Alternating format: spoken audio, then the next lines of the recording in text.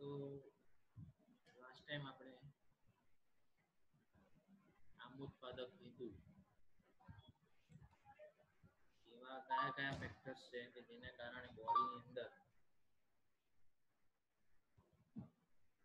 આમની ઉત્પત્તિ થાય. એની અંદર મેઇન છે આહાર જ છે, વિહાર જ છે, માનસિક છે અને બીજા એસેન્શિયલ જે વધારાના જે હેતુ છે. આહારજન્યની અંદર પણ સબ ટાઇપ્સ ઘણા બધા છે. એવી રીતે વિહારજન્ય અંદર સબ ટાઇપ છે. અને આ બધું જે મેઇન જે આમ ઉત્પાદકનો જે મેઇન હેતુ કે ઇન્દ્રિયોનો અતિ અને મિથ્યા યોગ. તો આ જે વાઇડલી ડિસ્ક્રિપ્શન છે અભોજનની અને અતિભોજનની અંદર પણ તમે હજુ ડિવાઈડ કરી શકો કે કેવા પ્રકારનું ભોજન છે. અધ્યસનમાં પણ કેવા પ્રકારનું ભોજન છે. વિરુદ્ધ આહાર છે, ઉષ્ણ અને શીત આહાર એક સાથે લેવામાં આવે. ગરમ ને ઠંડુ કરીને, ઠંડા ને એકદમ ગરમ કરીને લેવામાં આવે.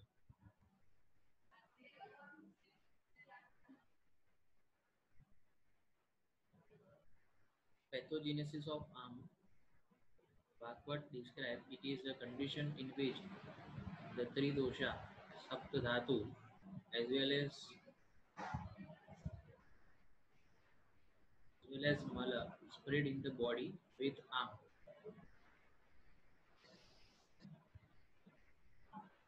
એવી કન્ડિશન કે જેની અંદર 3 દોષ છે, 7 ધાતુ છે અને મળ છે. તો આમની સાથે પ્રોતોસો દ્વારા અથવા તો પ્રોતોસોમાં ફેલાય.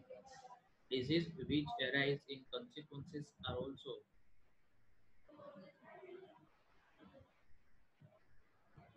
spoken of as the same type of disease. Dosha and doshas which get mixed with are termed as sam.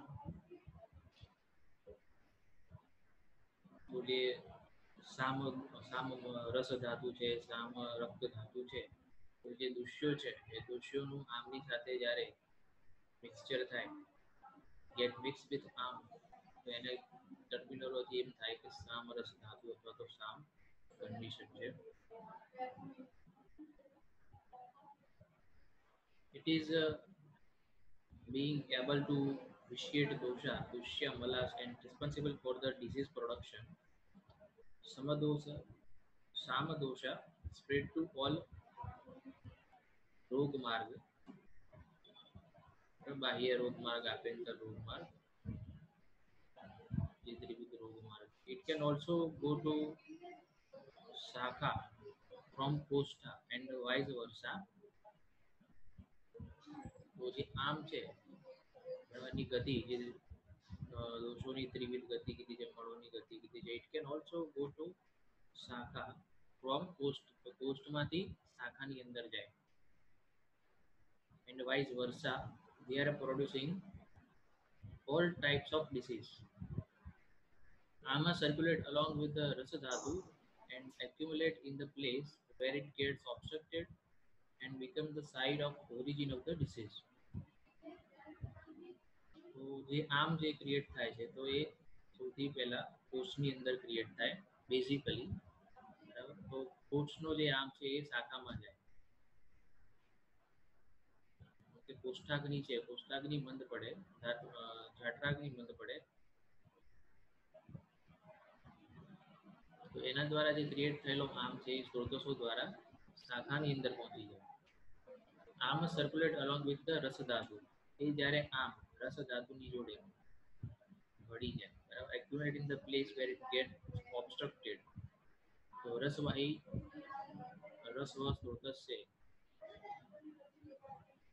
તો રસવ સ્ત્રોતસની અંદર જ્યારે આમ એન્ટ્રી પામે, એન્ટ્રી થાય, બરાબર, તો એની અંદર ત્યાં એક્યુમ્યુલેટ થાય સ્ત્રોતસની અંદર, વેર ઇટ ગેટ્સ ઓબ્સ્ટ્રક્ટેડ, તો આમને કારણે શું થાય, ત્યાં ઓબ્સ્ટ્રક્શન થાય અને જે રેગ્યુલર જે નોર્મલ રસ ધાતુ છે તો એનું વહન થાય નહીં, રસનું વહન થાય નહીં.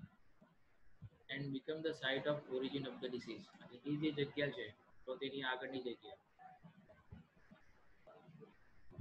વ્યાધિ ઉત્પન્ન થવા માટેનું ઓરિજિન બને. समदोषा और दुष्य आर पासिंग थ्रू वन स्रोतस टू अनदर स्रोतस. बाकी स्रोतसो છે समदोषा અને સામદોષા और दुष्य आर पासिंग थ्रू वन स्रोतस टू अनदर स्रोतस. એક ચેનલમાંથી બીજી ચેનલની અંદર આજે સામદોષ થઈ જાય. It gives rise to disease at the place where it get obstructed.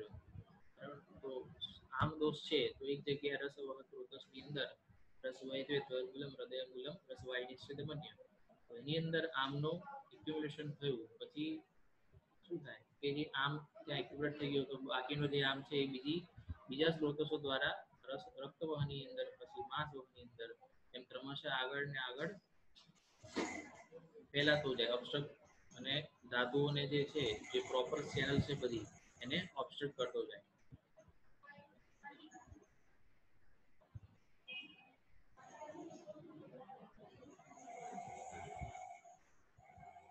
તો શોઈંગ ધ ફોર્મેશન ઓફ આર્મનું પ્રોડક્શન કેવી રીતે બોડીની અંદર થાય.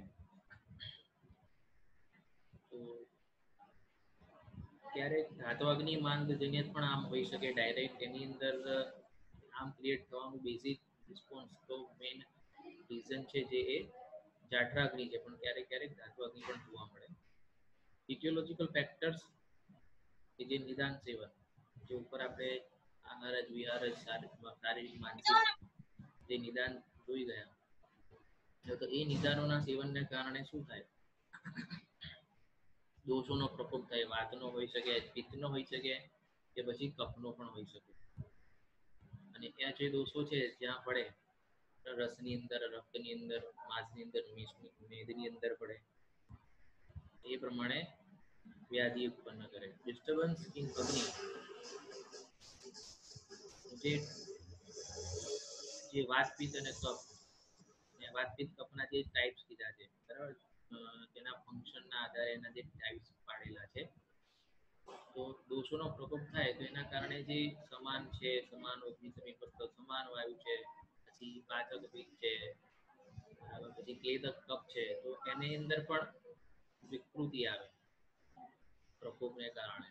તો એના કારણે શું થાય ડિસ્ટર્બન્સ ઇન અગ્નિ, કે આહારનું જે પચન કરવા માટેના જે ફેક્ટર્સ છે જે હેલ્પફુલ થતા હતા જેના કારણે આહારનું પાચન યોગ્ય રીતે થતું હતું પણ એ જ ફેક્ટર્સ છે એ પ્રકોપિત થઈ ગયા છે. તો એના કારણે શું થશે કે જે કંઈ બી તમે આહાર લો છો તો એ પ્રોપરલી ડાયજેસ્ટ નહીં થાય બરાબર.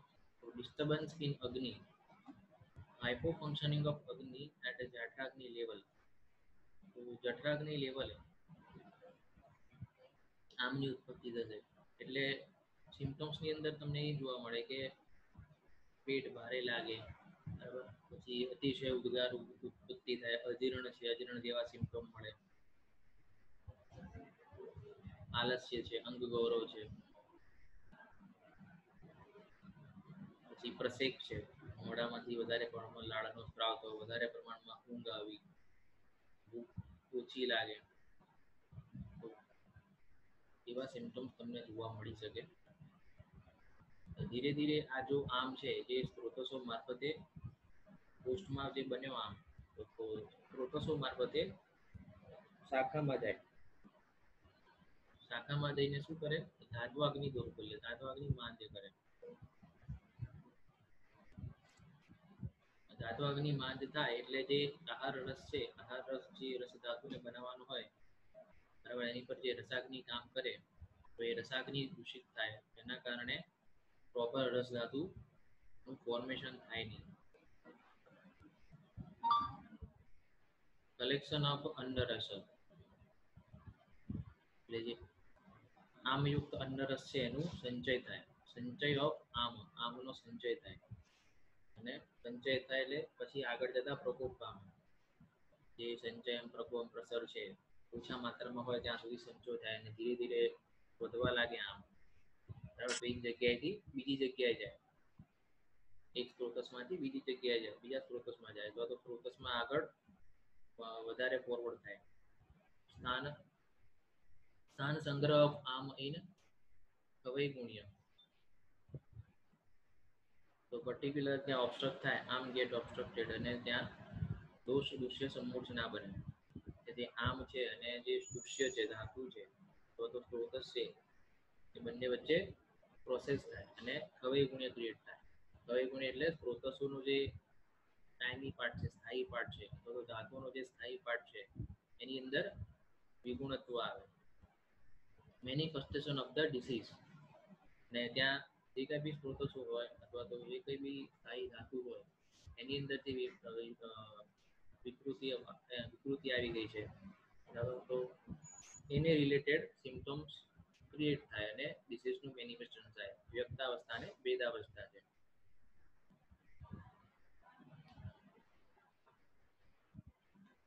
also become a Nidanarkara factor to produce Kavagunya in any of the Strutas and make the seat for Sthan Sanshraya of a provoked dosha, and they get conjugated at this place. કે જ્યાં આમ છે obstruct થઈ જાય તો એ જગ્યાએ conjugate થઈ જાય, બંધાઈ જાય, અથવા તો આમના જે પોતાના ફીચર્સ છે, જે લક્ષણો છે, પિક્ચર છે, એ પોતાના જે ફીચર્સ છે ત્યાંની સ્થાયી ધાતુની અંદર ટ્રાન્સફર કરે. દોષ દુષ્ય સમૂર્છના જનિતો વ્યાધિ.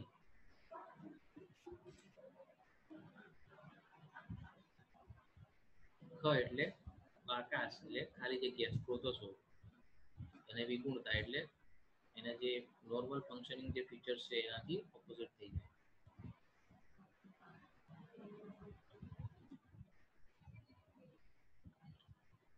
જે લક્ષણ આમને કારણે જે ફીચર્સ બોડીની અંદર જોવા મળે છે, આ મેઇન જે શ્લોક બધાને આવડતું હશે. સ્ત્રોતોરોધ બલવંચ ગૌરવ અનિલ મૂર્તા આલસ્ય પક્ષી નિષ્ઠિવન મલસંગ રુચિરક્લમા. સ્ત્રોતોરોધ એટલે ઓબ્સ્ટ્રક્શન ઇન ચેનલ. પેશન્ટ તો કહેવાનું નથી કે મને સ્ત્રોતોરોધ થયો છે, બરાબર, તો કેવી રીતે આનો અંદાજો લગાવી શકો કે શરીરની અંદર સ્ત્રોતોનો અવરોધ થયો છે. તો એક પછી એક ધાતુનું જે છે ફોર્મેશન થવું જોઈએ, ફોર્મેશન ના થાય, તો ધાતુઓનો ક્ષય થાય, વાયુની વૃદ્ધિ થાય, બરાબર. પછી જે મલસ્થાનો છે, મલસ્થાનોની અંદર પણ આમ જો સંચય થયો હોય તો પ્રોપર ડિફિકેશન જે થવું જોઈએ, મળમૂત્ર પ્રવૃત્તિ થવી જોઈએ, તો એ પ્રોપર થાય નહીં. પછી બલપંચ ફિલિંગ ઓફ વીકનેસ, કે જે ઉત્તર ધાતુની અંદર આમ પ્રવેશ થાય, આમની પ્રવેશ સામ ધાતુ ક્રિએટ થાય, તો જે કોઈ બી સ્થાયી ધાતુ છે એ સ્થાયી ધાતુને પોષણ મળે નહીં,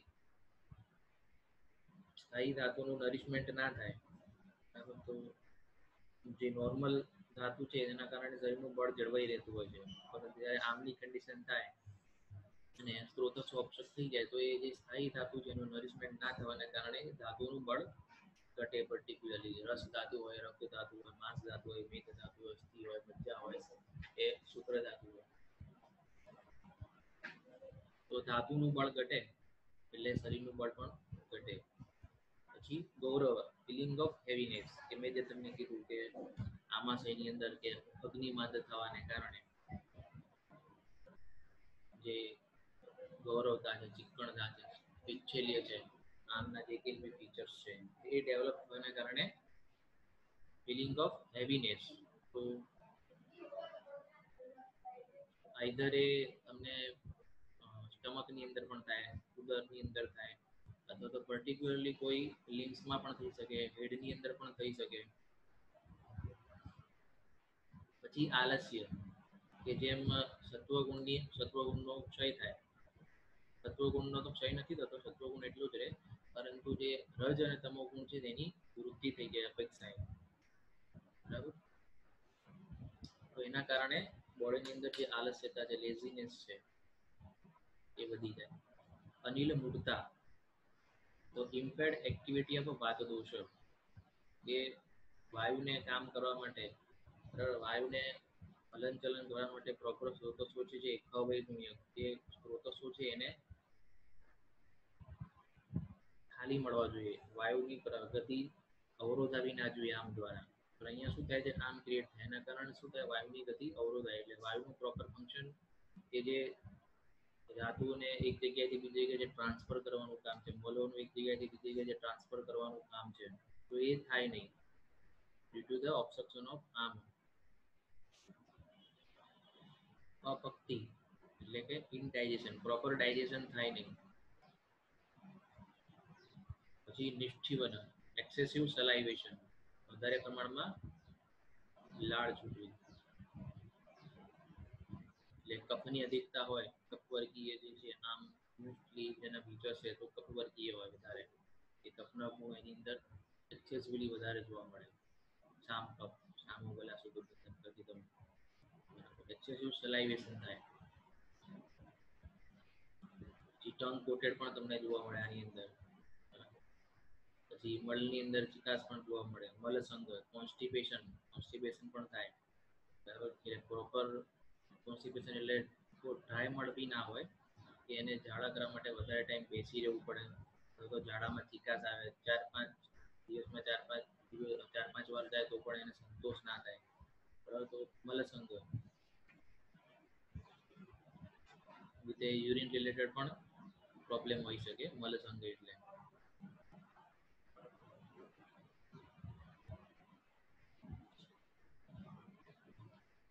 અરુચિ તો લેક ઓફ ટેસ્ટ, તો ભોજનની અંદર રુચિ ના થાય. એમ કે જે આપણે કીધું કે એક્સેસિવ સોલાઇવેશન, કે કફનું આવરણ થઈ જાય અથવા તો આમનું આવરણ થઈ જાય ટેસ્ટ બર્ડની ઉપર, બરાબર, કફાધિક્ય થઈ જાય તો જે સેન્સર છે એ પ્રોપર કામ ના કરે. સેન્સર્સ જે ટેસ્ટ માટેના જે સેન્સર્સ આવે તેની પર વાયુ કફનો અથવા તો આમનું આવરણ થઈ જાય, એના કારણે પ્રોપર કોન્ટેક્ટ થાય નહીં અને જે કોઈ બી રસ લીધો હોય એનું જ્ઞાન થાય નહીં, એટલે રસ જ્ઞાન અભાવ થઈ જાય. પછી ક્લમ, લેથાર્જી, કે એમને પણ એને થાક લાગે, કંઈ પણ કામ ના કર્યું હોય તો પણ બોડીની અંદર થાક લાગે, કમજોરી લાગે. આ છે આંખના ફીચર્સ.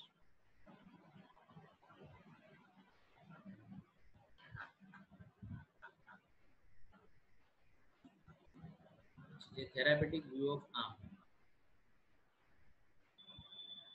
તો એવી કઈ પદ્ધતિ જેના દ્વારા તમે આમને ઓછો કરી શકો બોડીની અંદર, તો લંઘન. તો આમ આમ વધવા માટેનું બીજું એક કારણ અત્યારનું જે વાતાવરણ છે, બરાબર, વાદળ થયું, વાતાવરણ એકદમ વધી જાય તો પણ અગ્નિની અંદર ડિસ્ટર્બન્સ આવી શકે. થેરાપેટિક વ્યૂ ઓફ આર્મ, તો એની અંદર લંઘન કરવાનું છે. લંઘન એ લઘુ, તો શરીરની અંદર લઘુતા ઉત્પન્ન થાય એવા કર્મ કરવાના. તો સ્વેદન, સ્ટીમ આપો, પછી ચાહે નાડી વ્યક્તિ કેમ ના હોય, પછી પથ્થર દ્વારા સ્ટીમ કેમ ના હોય, પછી રેતીનો શેક, માટીનો શેક, મીઠાનો શેક.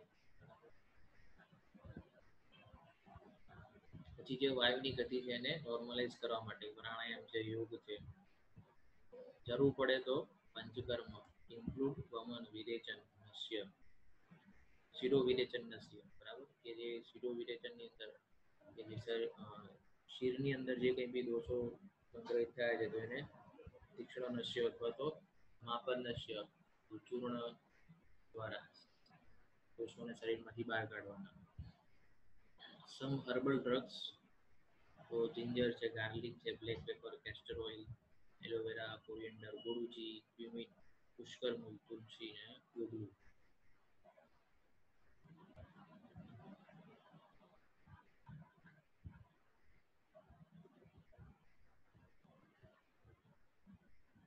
Importance of arm.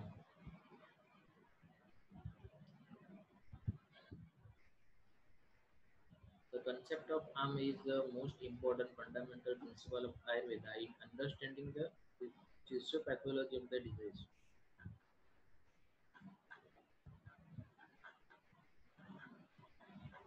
According to Acharya Charaka, for treatment, first Sam Niram condition should be examined.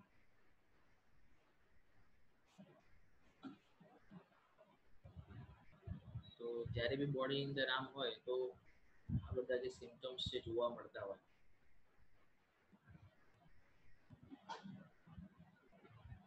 આંખો ભારે ભારે લાગે, ઊંઘ વધારે આવતી હોય, બરાબર, એ બધા તમે આની અંદર એડ કરી શકો. બેસ્ટ કે જે શાસ્ત્રોની અંદર કીધા છે એ પહેલા મેન્શન કરવાના, બાકી તમને રૂટીન પ્રેક્ટિસ અંદર જોવા મળતા હોય તમે લખી શકો. Symptoms can be observed in Samvyadi, which also prove the importance of Am in Sam and Niram function of the disease. Choice of drug also dependent on Sam and Niram avastha. કે જે line of treatment નક્કી કરવી હોય તો સામ અવસ્થાની અંદર હોય દોષો, આમ મતલબ કે આમયુક્ત દોષો હોય તો એને આગ્નેય દ્રવ્યો છે, દીપન પાચન દ્રવ્યો વધારે યુઝ કરવા પડે. નિયમ અવસ્થાની અંદર એ દોષોનું અનુલોમન કરે એવા ઔષધ દ્રવ્યો વધારે યુઝ કરવામાં આવે. પછી જે શુદ્ધ શિખર રસ યુઝડ ઇન સામવાત of અમ્લપિત્ત, while કામબુધા રસ used in the નિરામ અવસ્થા of the drug.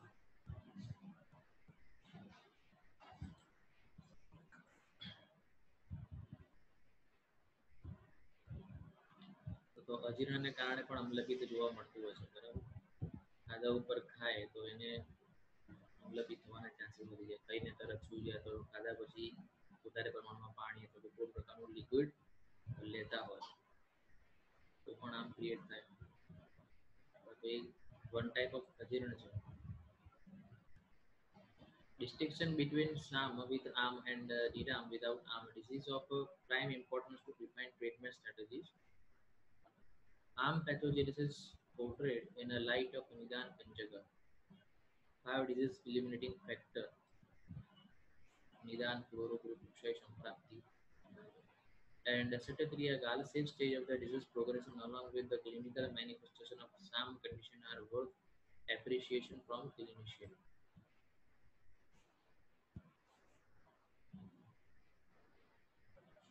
Different treatment principles are advised for SAM and Niram condition. In SAM avastha, Aptarpan is the main treatment, whereas in Niram avastha, Santarpan is advised. The knowledge of SAM and Niram is necessary to avoid all kind of vyapada while treating the patient. Conclusion: SAM is one of the important concept in Ayurveda Samhita. Ayurveda attributes causes of the disease to an imbalance in one or all of dosha. For successful treatment of the particular disease, Vaidya has to determine whether the imbalanced dosha is Sam or Niram. If a Vaidya can understand this stage well and give its drug as per avastha, then it will be give miraculous result. તો આ થયું તમારું basic પ્રિન્સિપાલની અંદર જે આમ છે, આમના types કેટલા કેટલા છે, કઈ રીતે ફોર્મેશન થાય, આમની સંપ્રાપ્તિ છે કે શરીરની અંદર કઈ રીતે ફેલાય,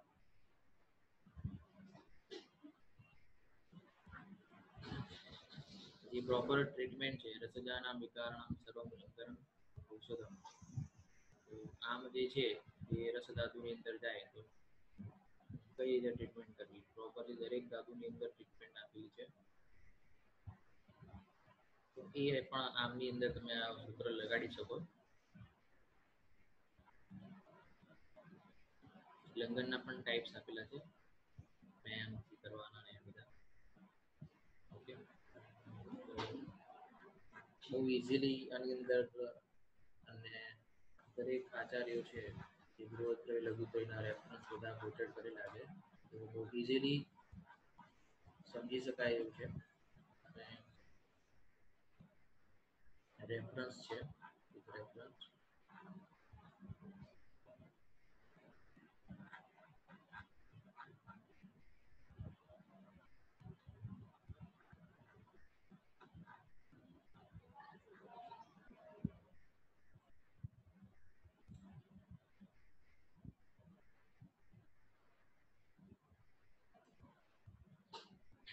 પ્રેઝન્ટ લખી દો.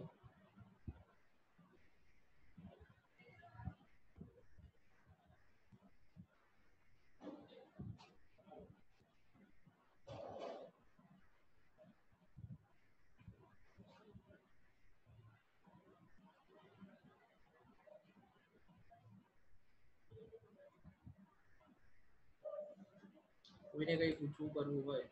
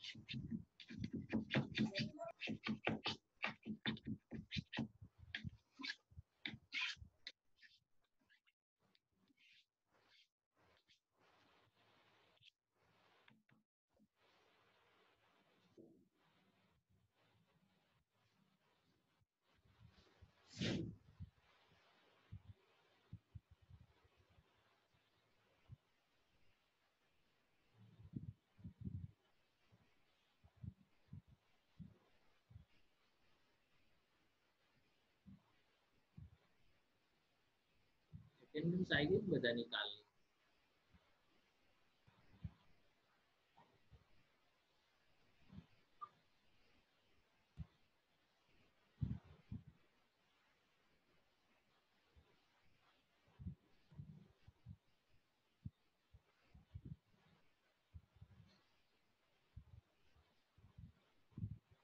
હવે લગભગ 10 વાગીને 2-3 મિનિટે આપણે હાજરી લઈ દીધી. આપણી પાસે ખાસો 10 મિનિટ જેવો હાજરી લેવામાં.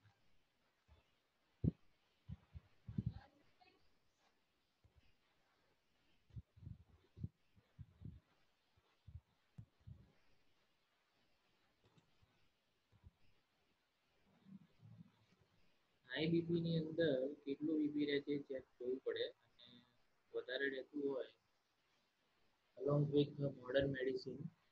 હાઈ બીપી ની અંદર અમે નાગાર્જુનની કાર્ડો સ્ટેપ આવે છે, પછી એક ગોળી અથવા તો 2 ગોળી.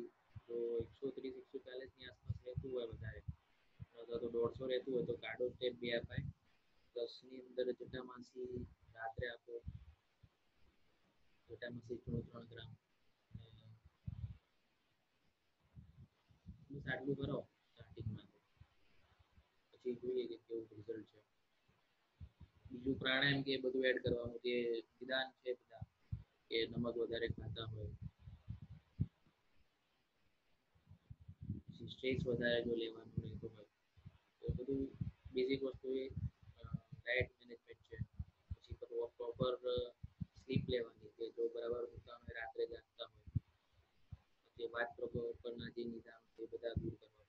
કોલેસ્ટ્રોલ જો વધારે રહેતું હોય, પેશન્ટને કોલેસ્ટ્રોલ હોય તો કોલેસ્ટ્રોલ લોવરિંગ ડ્રગ્સ બી આપણે આયુર્વેદની અંદર તમે એને આમ તરીકે કન્સિડર કરીને રિબન પાચન દ્રવ્ય પણ તમે આપી. બીજી કોઈ જોડે સિસ્ટમિક ઇલનેસ ના હોવી જોઈએ, કેમ કે ડાયાબિટીસ છે, કિડનીની પ્રોબ્લેમ છે, તો એની અંદર અથવા તો સોજા કે એવું બધું રહેતું હોય, પગે પાણી ભરાઈ જતું હોય તો થોડુંક મેનેજમેન્ટ અલગ થાય. ખાલી સિમ્પલ 30-35 ની એજ હોય અને હાઈ બીપી જો રહેતું હોય આ બધું જે મેં જે કીધું એ બધું આપી શકાય.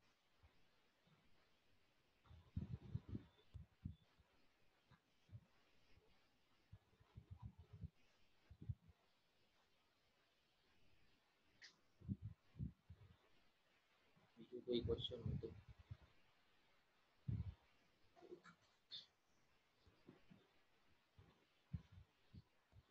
કાર્ડોસ્ટેપનું રિઝલ્ટ સારું છે નાગાર્જુનનું, પણ એ તમારે 130 ની આસપાસ જેટલું બીપી હોય તો વધારે સારું.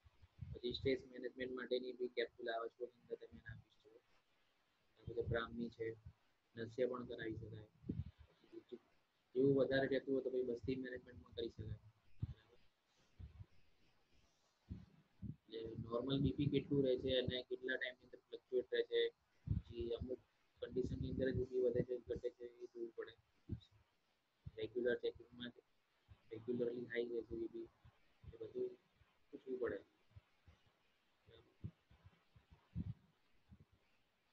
પછી કોઈકને વારસાગત બીપી હાઈ રહેતું હોય 150-170, પછી એમાં ચિંતા કરવાની બહુ જરૂર નથી હોતી.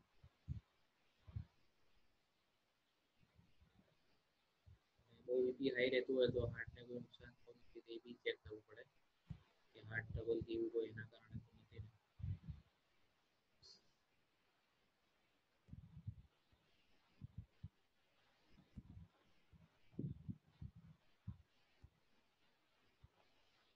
ધાર્મિકની તારી હાજરી આવી ગઈ હશે કે હું ચેક કરી લઉં.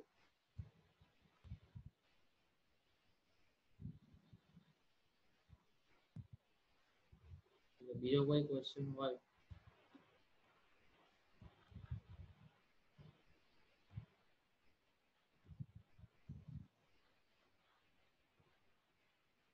આપણે સેશન એન્ડ કરી હવે.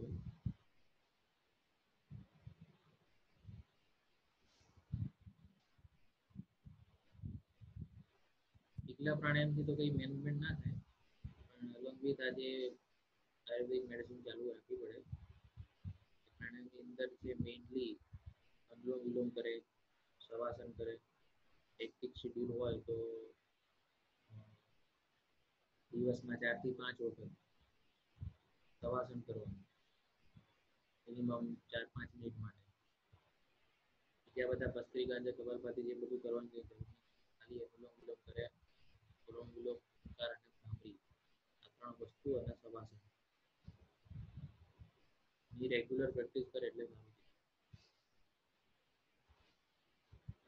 along with the medicine.